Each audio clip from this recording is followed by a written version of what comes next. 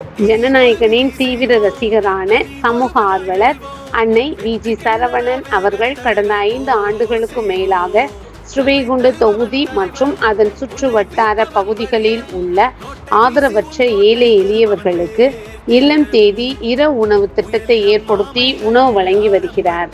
இந்நிலையில் தமிழக வெற்றி கழகத்தில் ஐம்பெரும் கொள்கை தலைவர்களுள் ஒருவரான சமூக ஆர்வலர் அஞ்சலையம்மாளை கொள்கை தலைவராக அறிவித்ததன் ஏற்பால் தமிழக வெற்றி கழகத்துடன் இணைந்து தமிழக வெற்றி கழக தலைவர் தளபதி திரு விஜய் அவர்களின் ஆசியுடன் கழக பொதுச் செயலாளர் அண்ணன் புசியன் ஆனந்த் அவர்களின் வழிகாட்டுதலின்படியும் மதிய உணவு மற்றும் இரவு உணவு திட்டத்தை ஏற்படுத்தி உணவு வழங்கி வருகிறார்.